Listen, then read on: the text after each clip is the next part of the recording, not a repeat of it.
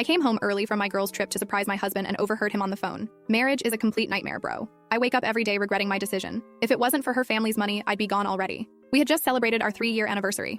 I quietly left and returned at my normal time, greeting him with a kiss. 5 days later, he called me 27 times in 1 hour because he understood what I did.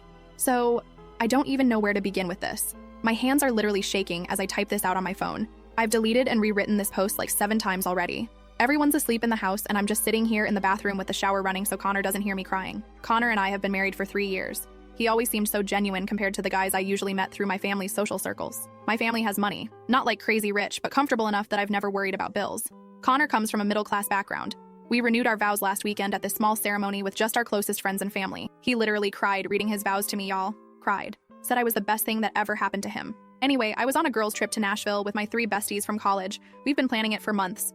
We had all these plans. Spa days, wine tours, checking out that new rooftop bar everyone's been posting about on TikTok. But on the second day, Scarlett got food poisoning from this sketchy hot chicken place, and Tina had some emergency she had to handle remotely. The trip was falling apart, so we decided to cut it short.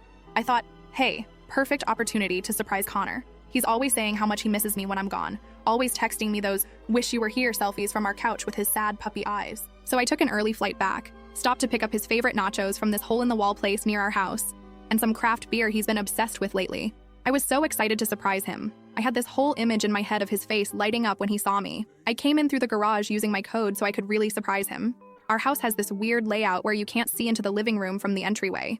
I could hear him talking upstairs in his gaming room, obviously on the phone since I didn't hear anyone else. So I set the food down in the kitchen and quietly headed up the stairs thinking I'd surprise him mid-call. And then I heard it. Marriage is a complete nightmare, bro. I wake up every day regretting my decision. I froze on the stairs. My heart literally stopped. I thought maybe he was joking around with one of his friends, so I waited for the laugh. But there was no laugh. If it wasn't for her family's money, I'd be gone already. The only good thing about this whole situation is that I don't have to worry about rent or bills anymore. I could literally feel my heart cracking in half as I stood there. The vow renewal thing last weekend? Pure torture, man. Had to stand there making up all this romantic bullshit while her family looked on all misty-eyed. I've gotten good at the performance, though. Oscar-worthy. He laughed then. Actually, laughed. But hey, small price to pay for the lifestyle, right? Her dad's talking about bringing me into the family business next year. Once I'm established there, I'll have options. More options than just being the money wife's husband. The money wife. That's what he calls me behind my back. 3 years of marriage, and I'm just the money wife to him. I don't know how I managed it, but I silently went back downstairs, grabbed the food and beer, and slipped out. I sat in my car in the parking lot for almost 2 hours just sobbing. My mascara was everywhere, and this old lady actually knocked on my window to ask if I needed help. I told her my dog died, the first lie of many I'd tell that day. I returned the food, told them my husband wasn't feeling well, and texted the girls that I decided to go to a hotel near the airport so I could catch up on some emails before heading back to Nashville the next day. I drove around for hours trying to figure out what to do. Every memory of our relationship was replaying in my head with this new horrible filter. All those times he insisted on paying for dinner, but only when it was somewhere cheap. How he was so reluctant to let me help with his student loans until I practically forced him. How he always seemed to have these big dreams, but never quite enough motivation to pursue them until my dad offered connections. Our anniversary gift from his parents was this engraved wooden sign for our entryway that says, "Where your story begins." I literally stared at it this morning while drinking coffee and thinking our story was just beginning its next chapter.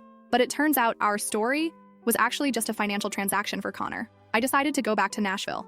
I spent the next 3 days pretending everything was fine with my girlfriends, even though I was dying inside and probably drank way too much wine every night, then came home at my originally scheduled time, and I greeted him with a kiss. I looked into the eyes of the man who called our marriage a nightmare and kissed him hello like nothing was wrong. I've been living this lie for 5 days now. 5 days of sleeping next to someone who apparently regrets waking up next to me every morning. 5 days of analyzing every interaction we've ever had, wondering what was real and what was part of his Oscar-worthy performance. I've been checking our accounts. Turns out Connor has been making these weird withdrawals. Nothing huge, but like $200 here, $300 there. Always just under the amount we agreed would need a conversation. Where is that money going? Has he been saving up for his eventual escape? Does he have someone else? Oh God, does he have someone else? Is there another woman who knows I'm just the money wife to him? Do they laugh about me together? I haven't told anyone yet. Not my friends, not my family, especially not my family. My dad adores Connor, is always talking about how he's like the son he never had. It would break his heart to know Connor only sees him as a meal ticket. I've been making subtle changes though. Yesterday, I accidentally left open a browser tab with my separate bank account information, the one he doesn't have access to. This morning, I mentioned that my dad is actually reconsidering some of his business ventures due to economy concerns. I've been working late, being just a little less affectionate, taking more calls in private. The bathroom sink has been leaking for weeks, and Connor kept saying he'd fix it this weekend. Last night, I just called a plumber without telling him. When the guy showed up, Connor looked so confused. I just shrugged and said, You seemed busy with other things. The plumber charged us $85 for a 10-minute fix, and I could see Connor mentally calculating that money being wasted. And my plan is working. Connor's getting nervous. This afternoon, while I was out running errands, he called me 27 times in 1 hour. 27 times. When I finally called back, he was practically frantic, asking if everything was okay, if I was mad at him, if something happened with my family. I played it cool. Said my phone was in my purse while I was at Target. Said everything was fine. Asked why he would think otherwise. The silence on his end was deafening. So now I'm here, typing this out while locked in the bathroom with the shower running, trying to figure out what to do next. I know I need to confront him, but I also need to be smart about this. We have joint accounts, my mistake. My name is on the mortgage, but he's on the deed. Everything is tangled up. I'm trying to come up with a plan. Part of me wants to just scream in his face about what I heard, but another part wants to be more strategic. What if I slowly withdraw emotionally while getting my financial affairs in order? What if I document everything? What if I let him think everything is okay until it's decidedly not okay for him? I think that's what I'm going to do. He spent 3 years lying to my face. Maybe I can manage a few weeks of the same. I have to go. The hot water is probably running out and Connor will wonder why I've been in the shower for 45 minutes. I'm going to go out there, kiss my husband goodnight, and lie beside him while planning my exit. Edit. Connor just texted asking if I want to go away for the weekend to reconnect. The audacity of this man. Will update when I can. First update. First, thank you all for the overwhelming support on my last post. I read every single comment, and y'all gave me the strength to get through these past 2 weeks without completely falling apart. Sorry for the delay in updating. I've been careful about my online activity since Connor has suddenly developed this weird habit of casually glancing at my phone whenever it's nearby. So, it's been 14 days since I overheard my husband of 3 years telling his friend that our marriage is a nightmare and I'm just his meal ticket to financial comfort. 14 days of sleeping next to someone who apparently regrets waking up beside me every morning. 14 days of the most exhausting performance of my life. The day after my last post, I decided I needed to be methodical about this. No emotional reactions, no confrontations, until I had everything lined up perfectly. I made a list, I'm a chronic list maker when stressed, of everything I needed to do. Secure my financial situation, gather evidence of his true character, not for legal reasons, but for when family inevitably asks questions. Find out exactly how deep his deception goes, prepare an exit strategy, build a support network, without revealing everything just yet. The first thing I did was call my personal bank, the account he doesn't have access to, and increase my security measures. Changed all passwords, added verbal security questions, and made sure they knew not to discuss my account with anyone but me. Then I started slowly moving money from our joint accounts into my personal one. Nothing drastic, just enough each day that it wouldn't immediately raise flags. Is that wrong? Maybe. But finding out your husband is a gold-digging liar kind of changes your perspective on fairness. The weekend reconnection trip, Connor suggested. I agreed to it, but suggested we go to this rustic cabin my family owns by the lake instead of the luxury resort he had in mind. The look on his face, y'all. He recovered quickly with a whatever makes you happy, babe, but I saw that flash of disappointment. Everything is suddenly making sense. How he always pushes for the expensive options when he knows my family might cover it, but becomes budget conscious when it's coming from our accounts. The cabin trip was actually revealing in ways I hadn't expected. Our Wi-Fi barely works out there, and Connor spent almost the entire weekend checking his phone and complaining about the spotty signal. He kept wandering down to the end of the dock where sometimes you can get 1 bar. At one point, I followed him, quietly, and overheard him telling someone he was going crazy, being trapped in the middle of nowhere, and would make it up to them when he got back. Who was he talking to? And what exactly was he planning to make up to them? When we got home Sunday night, he immediately said he needed to run to Walmart for some stuff for work tomorrow. He was gone for over 2 hours. For Walmart, which is 12 minutes from our house. When I checked our joint credit card app later, there was no charge from Walmart, but there was a $60 charge from a bar across town. During the trip, I had accidentally mentioned that my dad was considering early retirement due to some health concerns, completely made up, and might be scaling back some business operations. Connor spent the next hour asking increasingly detailed questions about Dad's plans, the family trusts, and our future security. Barely a word about Dad's fictional health issues. It was like watching someone rip off their mask without realizing they were doing it. I've also been digging through our financial history, and what I found made me physically sick. Over the past 3 years, Connor has borrowed nearly $17,000 from our joint accounts for what he called business expenses and investments, money that never returned and he can't properly account for. There's a pattern of large withdrawals right before he visits his hometown, suggesting he's been supporting someone or something there that I don't know about. Last week, I went through his nightstand while he was at the gym, something I never thought I'd do, but desperate times. Inside, I found a second phone, one of those cheap prepaid ones from Target. It was password protected, but he'd scribbled the code on a sticky note stuck to the back. Classic Connor, always forgetting his passwords. The phone had only one contact saved, D, with dozens of texts arranging meetups and discussions about money. Some referenced the long-term plan and staying the course. One from 3 months ago literally said, just 2 more years and we're set. 2 more years until what? I took pictures of everything with my phone before carefully replacing his exactly as I found it. The psychological warfare is the strangest part of all this. I've been slightly altering my behavior, being just a little less affectionate, taking more private calls, mentioning casual conversations with our family lawyer. Nothing confrontational, just different, and Connor is losing it. 2 nights ago, he actually went through my closet while I was in the shower. I only know because he left my boots in a different order than I keep them. Yes, I'm that person who arranges her shoes precisely. When I came out and noticed, I didn't say anything, just rearranged them while he watched from the bed, pretending to be on his phone. Yesterday, I found him scrolling through my iPad search history while I was making dinner. I'd intentionally left searches for signs your husband is cheating and separate bank accounts in marriage for him to find. When I walked in, he practically threw the iPad onto the couch and started rambling about how much he loved the lasagna I was making, even though I was clearly making stir-fry. Our fridge has been making this weird clicking sound for months, and Connor always said he'd fix it. Yesterday, I casually mentioned maybe we should just buy a new one, and he immediately went into fix-it mode, spending 2 hours tinkering with it. Suddenly, all those household tasks he's been putting off for months are getting done. The bathroom door that's been squeaking since last Christmas, fixed. The broken porch light, replaced. The wobbly kitchen table, stabilized. It's like watching someone frantically trying to prove their value. I've started having lunch with Loretta once a week. She's my best friend since college and the only person I've told about what's happening. She was initially shocked, then furious on my behalf, and has now become my co-conspirator and sounding board. She helped me set up a separate email account that Connor doesn't know about and suggested I start documenting everything. Last Wednesday, I was working late at a client meeting. Truthfully, I was actually just sitting in a Starbucks scrolling through Surviving Infidelity and taking notes. And Connor showed up unannounced with dinner. He's never done this in 3 years of marriage. He claimed he was just missing me, but spent the entire impromptu dinner interrogating me about a call he'd overheard me having with Loretta where I'd said something about making big changes. The call was actually about possibly redoing our guest bedroom, but he doesn't need to know that. Then came the 27 calls incident I mentioned briefly in my last post. I now realize what triggered it. I'd left some printouts from our joint account on my desk that morning, showing his large withdrawals over the past year. I hadn't confronted him about them, just left them there. When I came home that evening, the papers were in a different position. He'd seen them, panicked, and that's why he bombarded me with calls while I was in meetings. When I finally called him back after the 27th call, the conversation went like this. Me, hey, what's the emergency? My phone was in my desk during meetings. Connor, breathing heavily. No emergency, just, is everything okay with you? With us? You've been different since you got back from Nashville. Me, different how? Connor, I don't know, just distant? And you've been taking a lot of private calls. And you mentioned something about your dad reconsidering his business plans? I'm worried about you. Notice how he slipped in concern about my dad's business between fake concern for me? Classic Connor move that I never recognized before. Me. Everything's fine. Just busy with work. Why would anything be wrong? The silence on his end was so long I thought the call had dropped. Connor. No reason. I just love you, that's all. Me. I love you too. The biggest lie I've ever told. After we hung up, I sat in my car and cried for almost an hour. Not because I'm sad the marriage is ending, but because I'm mourning the relationship I thought I had. The Connor I fell in love with doesn't exist. He's a character, played by a man who sees me as nothing but a bank account with a body attached. Last night, he suggested we have another vow renewal ceremony for our parents who couldn't make it to the first one. When I asked why the sudden interest in renewing vows we just renewed 2 weeks ago, he stammered something about celebrating our love with everyone important to us.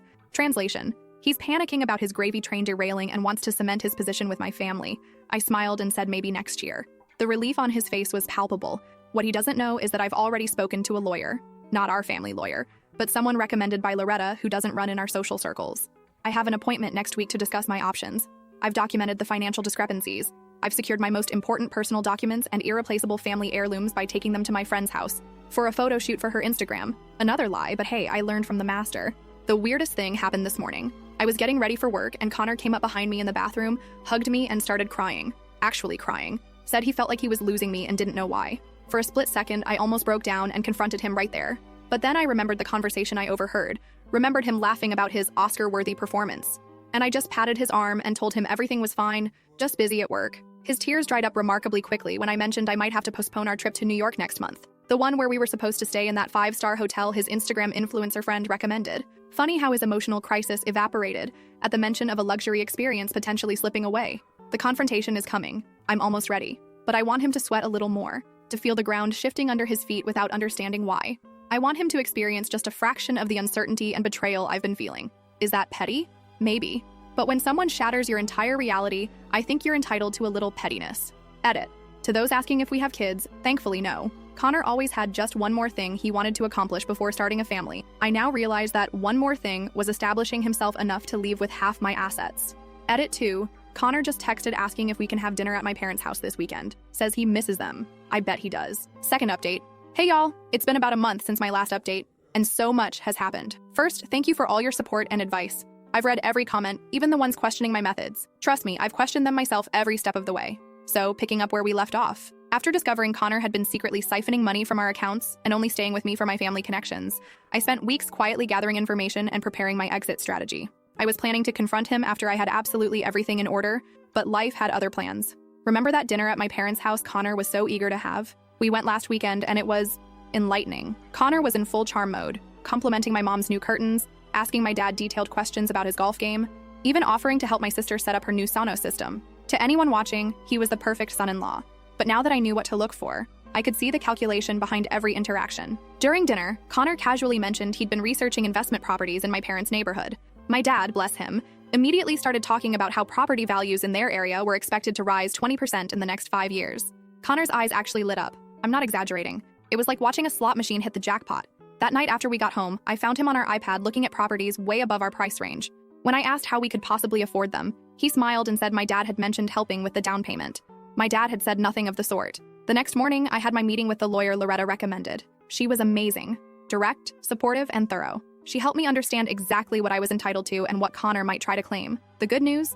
Our prenup does offer some protection, though not as much as I'd like. The better news? The financial forensics revealed a pattern of deception that could potentially invalidate portions of the prenup. While I was meeting with the lawyer, Connor was apparently having a complete meltdown at home. I'd left my laptop open that morning with a browser tab showing flights to my cousin's place in California, part of my exit strategy planning. When I got home, Connor had prepared an elaborate dinner with my favorite everything: wine, candles, the works. He was trying so hard to be charming, but there was this desperate edge to everything. His hands were actually shaking when he poured the wine. During dinner, he kept dropping these bizarre comments about how much he loves our life together, how grateful he is for me, not my family, specifically me, and how he's never been happier. It was like watching someone perform a role they hadn't quite learned all the lines for. Then came the bombshell. He suggested we start trying for a baby, right now. This from the man who has spent 3 years finding excuses to delay starting a family. I nearly choked on my wine. I asked why the sudden change of heart. Connor gave me this speech about realizing what truly matters in life, and how he's finally ready for the next step in our journey together. He actually got teary-eyed, y'all. Oscar-worthy indeed. I smiled and said, "That's quite a coincidence, because I've been doing some thinking about our future too." The hope that flashed across his face was almost sad. I continued, "In fact, I've been reflecting a lot on our relationship since I got back from Nashville." The hope vanished, replaced by something closer to panic. He reached for his wine glass so quickly he nearly knocked it over. He asked what kind of reflections. That's when I decided to start laying my cards on the table. Not all of them, but enough to watch him squirm. I said I'd been thinking about honesty in marriage, about what people really want versus what they say they want. Connor's face went so pale I thought he might pass out. He asked what that meant. Instead of answering directly, I asked if he remembered what he said in his vows at our renewal ceremony about how meeting me was the best thing that ever happened to him. He nodded, attempting a smile that looked more like a grimace. I asked if he meant it. "Of course I did," he said, reaching for my hand across the table. "I meant every word."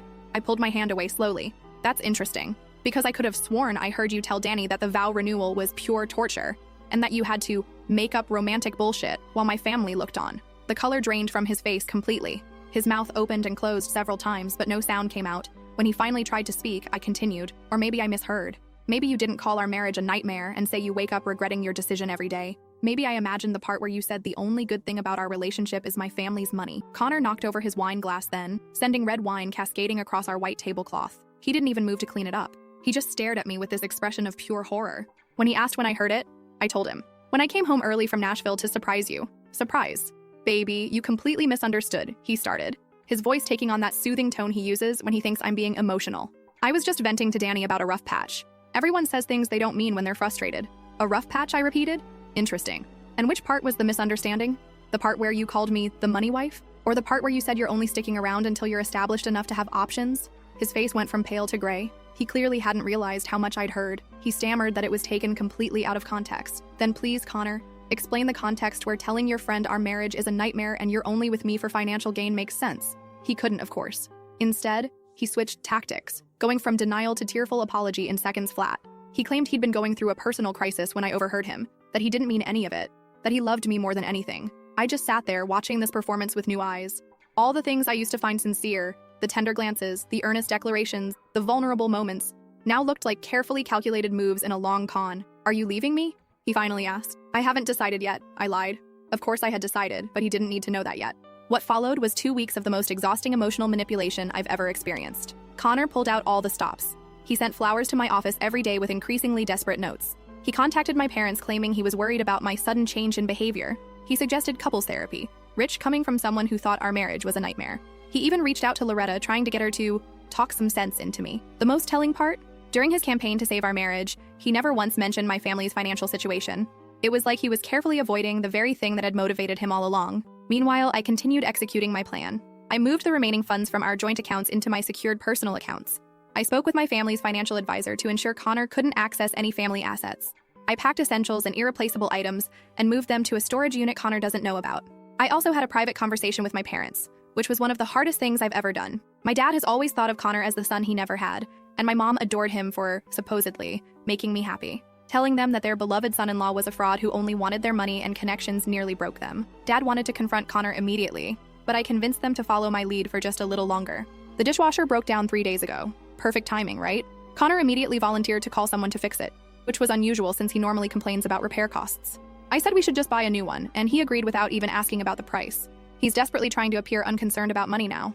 Last night, we attended a dinner party at my friend Scarlett's new house. Connor has always found Scarlett a bit much, his words, with her loud personality and unfiltered opinions.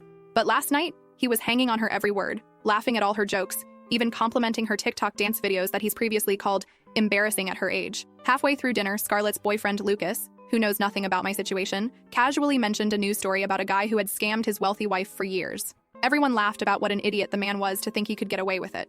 Everyone except Connor, who suddenly became very interested in his mashed potatoes. When Lucas asked him what he thought about the story, Connor muttered something about not all relationships being what they seem on the surface. The table went quiet.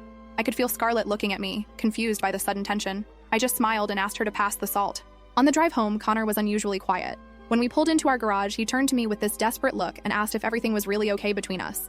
I told him I didn't know what he meant. He said things had felt off for weeks, and he couldn't shake the feeling that something was terribly wrong. I looked him straight in the eyes and said, "Maybe you should check your conscience if you're feeling that something's wrong." He flinched like I'd slapped him. This morning, I found him going through our wedding album, something he hasn't looked at in years. He claimed he was feeling nostalgic, but the panic in his eyes told a different story. He's trying to find clues about how much I know and what I'm planning to do about it.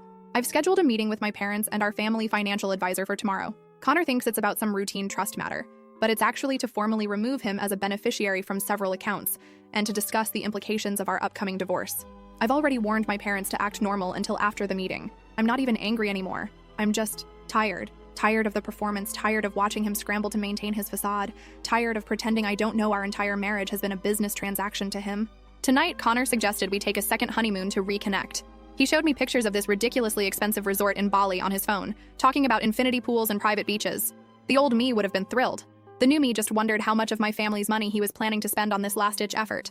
I smiled and told him it sounded lovely, but maybe we should talk about it after the meeting with my parents tomorrow. The relief on his face was immediate. He clearly thinks he's still got time to fix whatever's broken. He doesn't realize that by this time tomorrow, his carefully constructed world will be in pieces. The meeting with my parents and the financial advisor is scheduled for 10 a.m. By 11, he'll know that I've known everything for weeks. By noon, he'll be faced with the reality that the gravy train has not only stopped, but is reversing course at high speed. Edit. Connor just texted asking if I want sushi for dinner tonight. Says he wants to treat me to something special before our big financial meeting tomorrow. If he only knew. Last update. Hey Reddit family. I want to start by thanking every single one of you who supported me through this journey. Your comments, messages, and advice helped me find strength on days when I felt like I was drowning. I promised a final update when everything was settled, so here it is. The conclusion to my story. So, that meeting with my parents and the financial advisor, it went exactly as planned. And Connor's face when he realized what was happening is something I'll cherish forever. We all sat down in my dad's home office. Me, Connor, my parents, and Mr. Bradshaw, our family's financial advisor since I was a kid. Connor was all smiles, probably thinking this was his chance to cement his position in the family finances. Dad started by asking Connor if there was anything he wanted to tell us before we began. Connor looked confused but said no. Everything was great. Dad nodded and then pulled out a folder containing printouts of Connor's secret withdrawals from our joint account, screenshots of text messages to Dee about the long-term plan and the coup de grace, a transcript of the phone call I'd overheard where he called our marriage a nightmare. Y'all should have seen Connor's face. It was like watching someone's entire world collapse in slow motion. He went from confused to shocked to panicked to calculating in about 10 seconds flat. He immediately tried to claim it was all a misunderstanding, that he'd been going through a rough time and had said things he didn't mean. Mom, who had been quietly seething since I told her everything, finally lost it. She called him a gold-digging parasite and said she'd never been so disappointed in her judgment of character. Connor actually tried to appeal to her, saying they'd always had such a special bond and that she knew the real him. Mom just laughed and asked which version was the real him, the one who called his marriage a nightmare or the one who cried during his vow renewal. The meeting ended with Mr. Bradshaw explaining that Connor had been formally removed from all family accounts, trusts, and business interests. Dad informed him that divorce papers would be delivered to him that afternoon and that he had 24 hours to remove his personal belongings from our house. Connor's final play was turning to me with tears in his eyes. Actual tears. The man deserves an Emmy. And asking if I was really going to throw away 3 years of marriage over one stupid conversation. I looked him straight in the eyes and told him I wasn't throwing away anything. He'd already done that when he decided I was nothing but a meal ticket. The divorce process itself was surprisingly quick. It turns out when one party has overwhelming evidence that the other entered the marriage under fundamentally fraudulent pretenses, and said party has the resources for good lawyers, things can move efficiently. Connor fought it at first, demanding half of everything, including future interest in my family's business. His initial counteroffer was so outrageous, even his own lawyer looked embarrassed.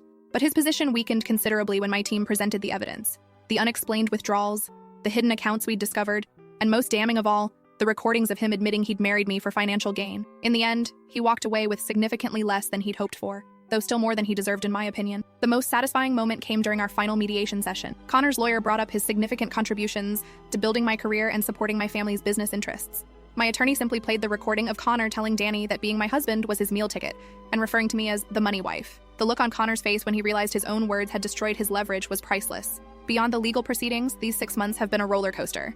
The first few weeks after the confrontation were the hardest. I cycled through rage, grief, humiliation, and crushing self-doubt. How could I have been so blind? How could I have missed all the signs? My therapist, yes, I got an excellent therapist, best decision ever, helped me understand that Connor's deception wasn't successful because I was stupid or naive. It was successful because he was calculating and skilled at manipulation. She helped me see that trusting someone isn't a weakness. Breaking that trust is the failure, not giving it. I moved out of our house even before it was sold. Too many memories tainted by the knowledge that Connor had been performing, rather than loving me there. I found a beautiful apartment downtown, much smaller than our house but completely mine, decorated exactly as I want with no consideration for anyone else's preferences. The first night in my new place was weirdly hard. I'd been so focused on the logistics, setting up utilities, changing my address on Amazon, figuring out where all my random kitchen gadgets should go, that I hadn't prepared for the emotional impact. I've been rediscovering parts of myself that had gradually disappeared during my marriage. Remember how Connor always said my laugh was too loud in public? Last week I snorted laughing at a TikTok while waiting in line at Starbucks and didn't even think to apologize. Baby steps, right? My relationship with my parents has actually deepened through all this. Dad apologized to me, which caught me completely off guard. He said he worried that growing up with wealth had made me a target, and that he should have better prepared me for people who might see me as an opportunity rather than a person. It was the most vulnerable conversation we've ever had. Mom has gone full mama bear mode, checking in on me daily and sending me articles with titles like 10 signs that man is just after your money and how to spot a gold digger. It's a bit much, but I appreciate the sentiment. She's also set me up on 3 blind dates already, all with men she's personally vetted for financial independence. I've declined them all. I'm nowhere near ready to date again, but her heart's in the right place. My friends have been incredible, especially Loretta and Scarlett, who have shown up for me in ways I can never repay. Tina, unfortunately, sided with Connor initially. They had been friends before Connor and I met, and she believed his version of events. The strangest part has been running into mutual friends who don't know the whole story. Last week, I bumped into Connor's friend Danny, yes, that Danny who he was talking to on the phone, at Target. He did this weird half wave, then pretended to be really interested in paper towels. I just smiled and kept walking. Later, I saw him watching me from the parking lot as I loaded my car. It was clear Connor had told him some version of events that painted me as the villain. Whatever. I don't have the energy to care what Connor's bros think anymore. Last month, Connor actually showed up at my apartment unannounced. He said he wanted to talk, to explain himself. I told him he'd had 3 years to be honest with me, and I wasn't interested in whatever story he'd crafted now. He tried to hand me a letter, which I refused to take. He left it in my mailbox anyway. For a moment, I considered burning it unopened, but curiosity won out. It was a strange mix of apology and justification. He claimed he truly had grown to love me despite his initial motivations, that he regretted his words to Danny, that he missed us, and the life we had built. I read it once, then shredded it without responding. His words have no power over me anymore. According to Loretta's cousin, who works at that fancy steakhouse downtown, Connor is now dating the daughter of one of my dad's business associates. She's been warned, of course, but has decided Connor is misunderstood, and that I clearly did something to provoke his behavior. Some lessons have to be learned firsthand, I suppose. I've also gotten really into cooking, something Connor always dominated in our relationship. Last night, I made this amazing mushroom risotto that actually turned out edible. Progress. Do I still have bad days? Absolutely. Sometimes I wake up furious that I gave 3 years of my life to someone who saw me as nothing but a bank account. Sometimes I worry about trusting anyone romantically again. Sometimes I still replay conversations and interactions, looking for signs I should have seen. The divorce was finalized last month, 47 days faster than average for our county. The house sold quickly, and I used my portion to pay off some student loans I'd been carrying forever and invested the rest. Connor tried to claim emotional distress and damage to his professional reputation in our final hearing, but those claims were dismissed almost immediately. Last week, my mom sent me a Facebook screenshot of Connor at some charity gala with his new girlfriend.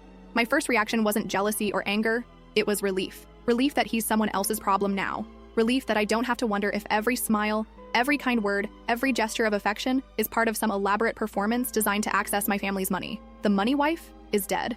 Long live just plain Natalie. Oh, remember that second phone I found with the mysterious contact D? Turns out D stands for Denise, Connor's ex-girlfriend from college, who conveniently reached out to him 6 months after our wedding. Apparently, they'd been in contact the entire time we were married, with Connor sending her money regularly and promising they'd be together once the plan was complete. She attached screenshots of their conversations as proof, including one where he told her our vow renewal was the last hurdle before they could move to phase 2. I wasn't even angry when I read her message. I just felt sorry for her. She actually believes she's special, that he wouldn't do to her what he did to me. I sent her back one message. Good luck. You'll need it. Edit. Many have asked if I'm still in contact with Connor's family. His parents actually reached out to apologize after everything came to light. They had no idea what he'd done and were horrified. We exchange holiday cards, but nothing more. Some connections aren't worth maintaining.